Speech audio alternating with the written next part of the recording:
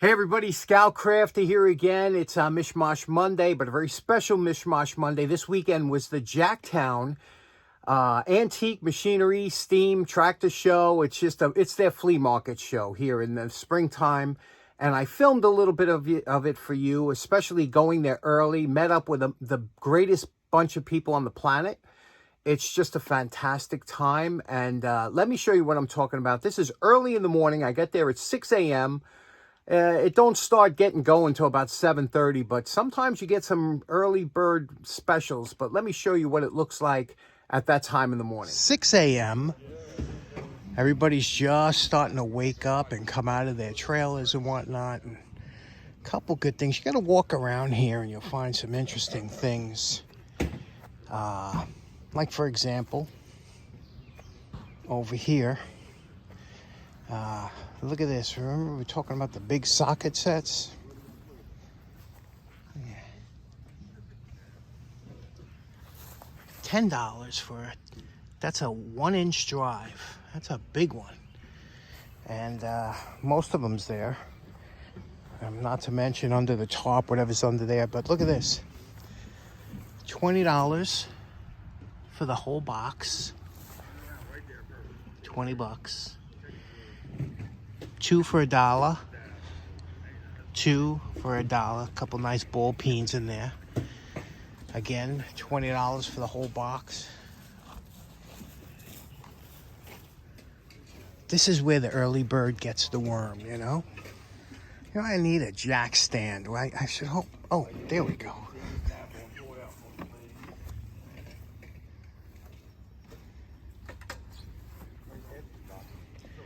You know what I always wanted? I always wanted one of these carousel horses. All painted up. Look at that, huh? It feels like it's metal. Isn't that nice? Too bad I can't get that home. What a contrast from now to a few hours from now when this place will be hopping.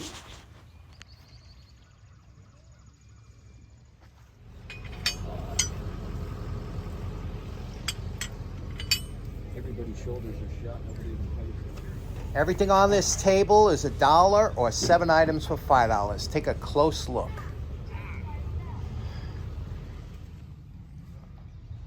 Check out this scooter here. The Patina boys would love this. You need about 500 gallons of Evaporust to dunk the whole thing, huh? And check out these concrete lawn ornaments. I wanted those chickens so bad, but they were too heavy to get back to the car. Now here it's about 20 after 7, and I'm telling you, I'm shocked that people, usually things are going by this time, but everybody was sleeping in late, I guess. But this is the time you walk around and you see if there's anything good, you grab it quick.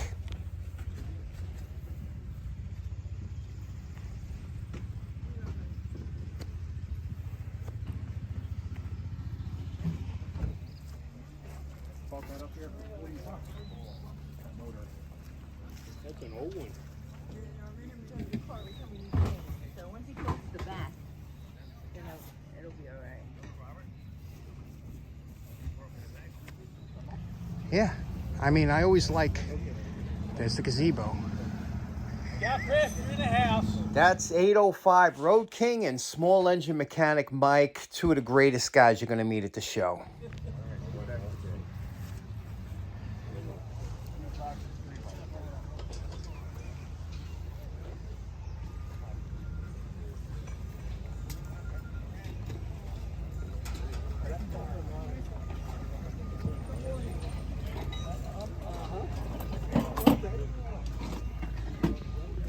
These dollar tables make it really hard for us tool addicts to recover.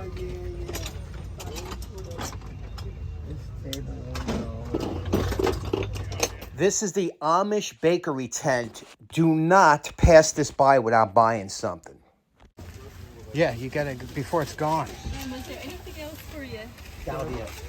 That's what they want me to put on I made them Chinese for dinner. Yeah. You tell by the sound, right? It's got a good sound to it. $1 box. $3 box. I had it before me. camera working. I don't use that one too much. Oh, yeah?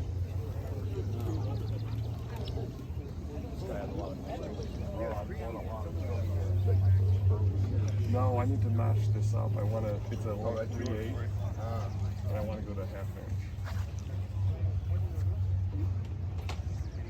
Look, this is the strangest thing. So that front is just solid on there. And I do charge for the front. it's video. I mean, come on. Fair is fair. This was a David Bradley tri-track sold by Sears in about 1953. Very interesting vehicle. It was really nice seeing one in person. Well, it was 10 a.m. and we had everybody meet up for the Scoutcrafter meetup in front of the gazebo. And I got to tell you, the greatest bunch of people you'll ever meet in your life right here. And what a great time we had. Thank you so much for stopping by to say hello. I count on you guys. I know.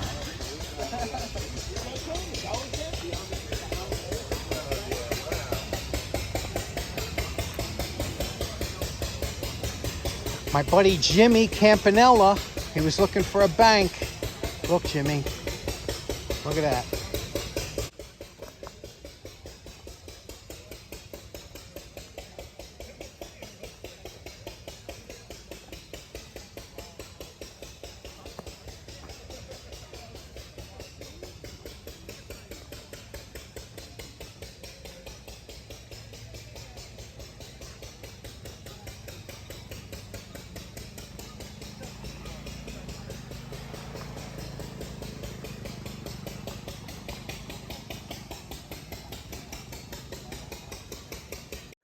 Over here is Mike Small Engine Mechanic and 805 Road King. This is their little setup, and I can't wait to see that cutaway engine in person. Let's go check it out. Look at that. 805 Road King did this I'll have a link to the video. Check out, and I didn't even see it motorized. I didn't even see that video until here. Check this out. Look at that. Actually motorized. You could see it working. The greatest cutaway I've ever seen. Look at the spark. Bam. It's all set up with the points. What a great, great cutaway. Brian.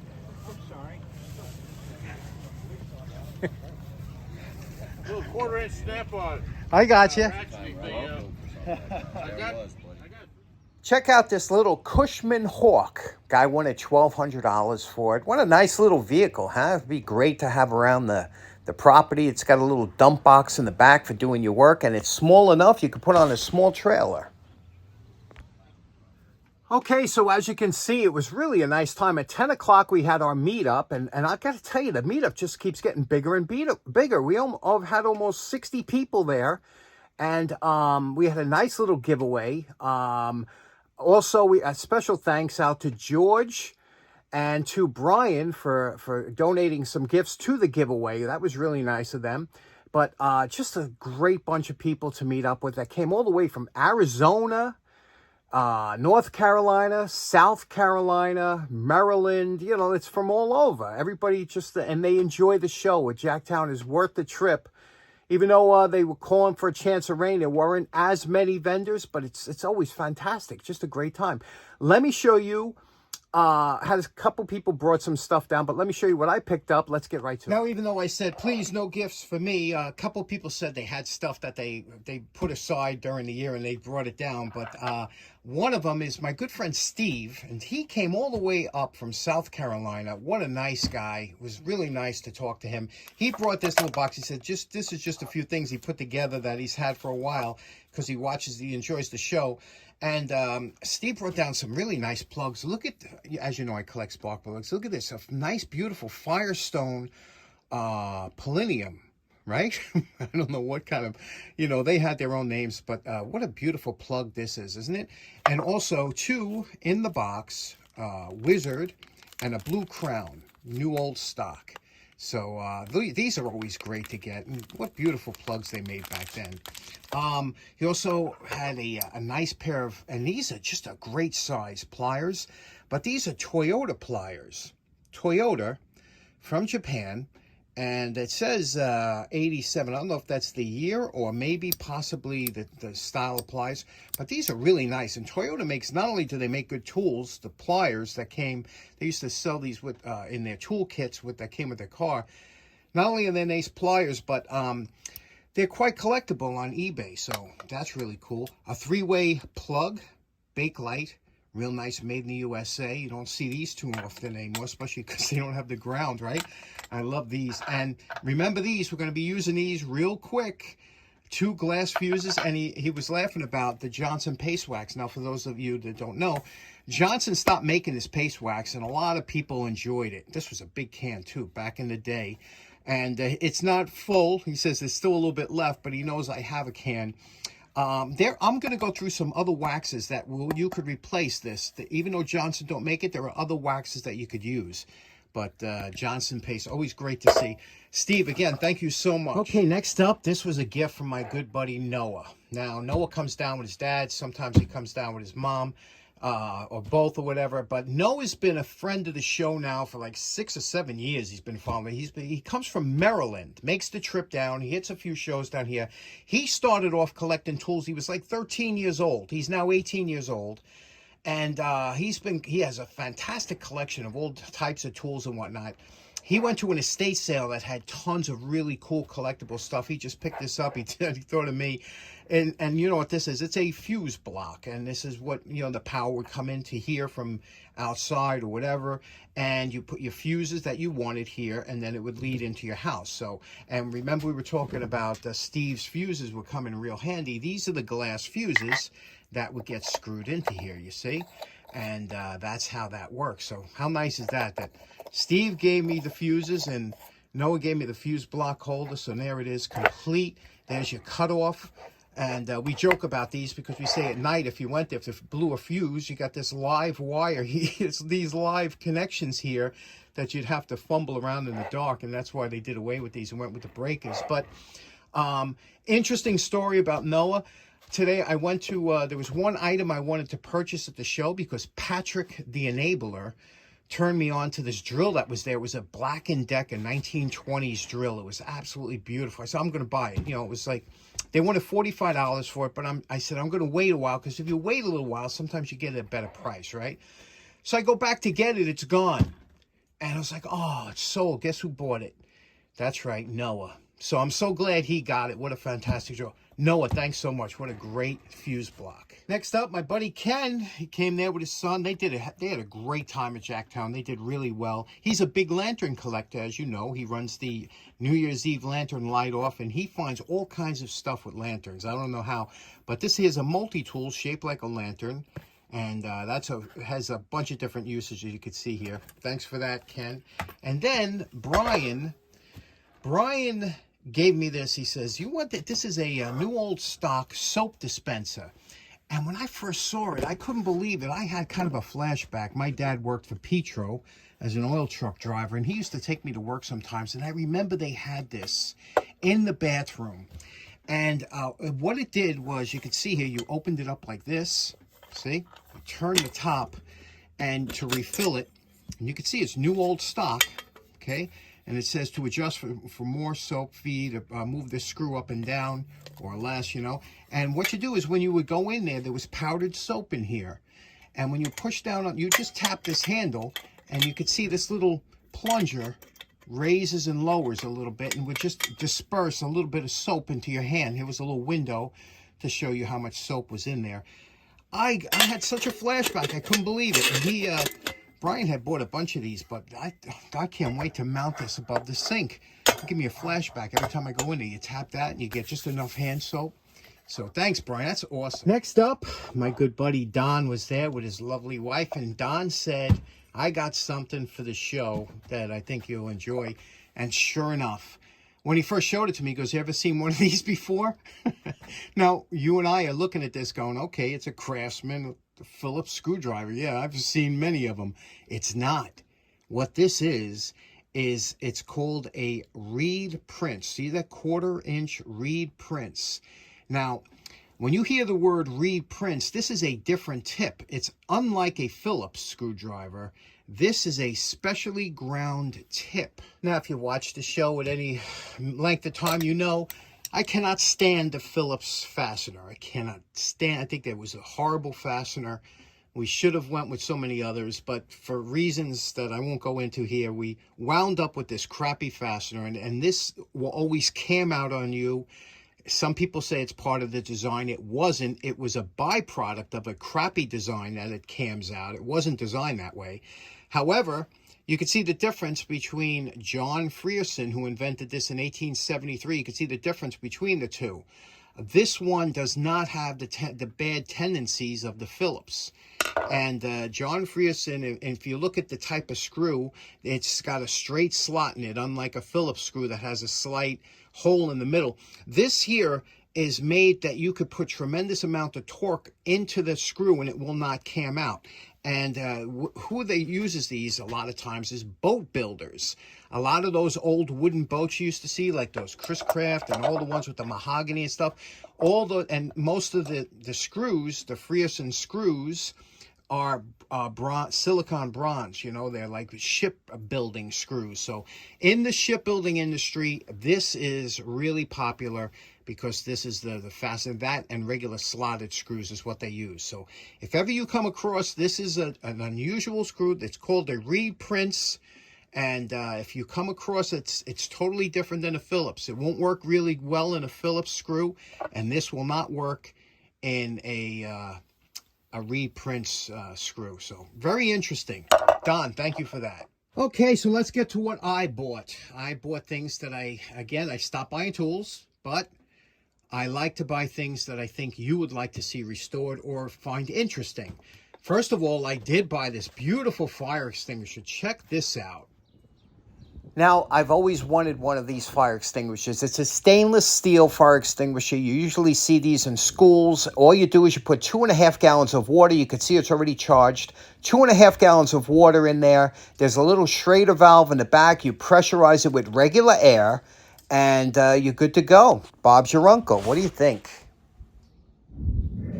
And the rest of these I bought from either the Dollar Table or 2 for $1. Like this was $2, and this is a bucket of nails. And this type of nails, Reggie would get a kick out of this. This type of nail here is actually a really good size for me. If you're building birdhouses, something like that, I don't know, it's about 1 1/8 inches. It's just a nice fastener. So that you couldn't pass that by for $2. And then I got these, and I thought that you might find some of these interesting. These I got for, to do maybe a couple cutaways. They're a little bit different. We haven't done on them. So those, obviously, you can't pass. Look at this. This is a beautiful great neck. Always like these type of chisels, but this one's an easy cleanup. Again, these 2 crate hammers. I haven't done a crate hammer in a while, and these make what a fun project to do these 2. So I'd like to do one in blue, one in polish. And you can't pass by a Craftsman chisel for $1, right? Craftsman. This is in nice shape, isn't it? Look at it. Not messed up. And these. Let me talk about these for a minute, because a lot of people have never saw them. Now, some of you will know right away what this is, because you've seen them 100 times. Some say, well, I have never seen that before. What these are the steps that go into telephone poles when you want to climb a telephone pole. There was a couple ways to install these. You would drill a hole, you could bang part of it in and then twist it in. And what's really interesting is the thread on here. And I'll talk about that thread in a minute. Do you know what kind of thread that is? Very interesting. I found it super interesting years ago when I found my first bolt like that, and I said, wow, that's an unusual thread. It's like I had a kind of a cup on it. And I've come across that a few times since then, but this one here is a little bent up. Let's take this over to the Dake real quick, and I'll show you how to straighten this out. Whenever you have something round that you have to straighten out, it's fun on the Dake. Let's go. Now, what we're going to use to straighten this out is we're going to use what's called a V-block. A lot of you maybe haven't been introduced to the V-block. It's a fantastic accessory to have in the shop. And what a V-block is, it's a block of steel that usually has 2 V's cut, one here, one here. One is for smaller stock, one is for slightly larger stock, the top one here. And a lot of times they'll come with a small clamp like this. And that clamp is to fit in these slots here on the side. And that will hold down the item. If you want to drill it or something, you could put there and this will hold the item onto the V-block. But V-blocks are usually made in one piece and then cut in half so that they're perfect. So in other words, this is the same exact height from one to the other so that when you put something between here to drill into or whatever, it won't be off one way or the other and give you a crooked hole. So there's a bunch of uses for these, but here we're going to use it to straighten this bent bar out, this one here. And what we're going to do is we're going to put this in the press here. We're going to put the round here, and then we're going to turn it until the high spot comes up and then press down. These are hardened steel blocks. You don't have to worry about damaging them. And they're also numbered. You can see here, number 59, 59, so because they're precision machined together, you know, one piece and then cut so that they're matched. So let's go to and here we are, everybody's favorite, the Dake. Let's check out the setup. There we have the two blocks. Okay, the two blocks set up here.